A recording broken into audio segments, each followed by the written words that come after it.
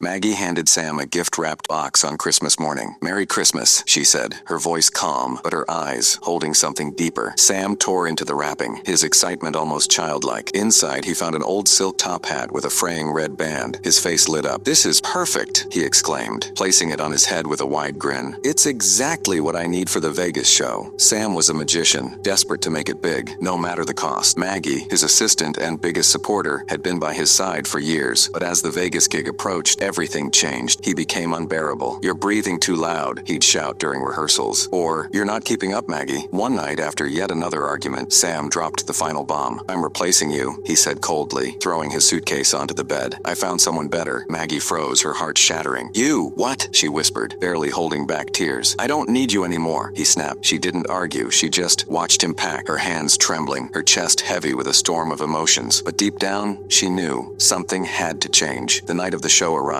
Sam stood center stage, basking in the glittering lights of Las Vegas. The crowd cheered, their applause echoing through the theater. On his head, perched proudly, was the crimson-banded hat. Maggie wasn't in the audience. She was back in Nebraska, sitting alone in the dark. The glow of the television lit her face as she sipped her wine, her expression unreadable. Sam dazzled the crowd with his tricks, pulling scarves from thin air, sawing his new assistant in half. But when it came time for the grand finale, something went very, very wrong. Sam placed the hat back on his head with a dramatic flourish. "Prepare to be amazed," he declared, but his voice faltered. His smile slipped. The hat began to tighten. His hands flew to his head, clawing desperately at the brim, but it wouldn't budge. The lights dimmed, the room growing unnaturally cold. Gasps filled the air as Sam's skin started to peel away, revealing glistening red flesh underneath. His eyes rolled back. Then, pop, they burst, oozing black liquid that streaked down his cheeks. The audience screamed. Sam's body contorted, his arms bending in grotesque, impossible angles. A sickening crack echoed as his legs gave out, collapsing beneath him. Then, from the hat, something slithered. A dark, writhing shadow snaked its way down his body, leaving sizzling burns in its wake. It grew taller and taller, forming a looming figure with hollow eyes and a gaping, toothless grin. The crowd stampeded for the exits, desperate to escape the nightmare unfolding before them. Sam let out one final, blood-curdling scream before his body crumbled into a pile of ash. The hat, it sat on top of the remains, pristine and eerily still. Back in her living room, Maggie watched, her lips curling into a faint smile. She set her wineglass down and glanced at the open spellbook on the table, its pages glowing faintly under the soft light of a flickering candle. "I told you not to mess with me, Sam," she whispered, her voice calm but full of venom. Just then, a knock echoed through her quiet apartment. She froze. Slowly, she walked to the door, her heart pounding. When she opened it, there it was, the crimson-banded hat, sitting on her doorstep, pristine, waiting.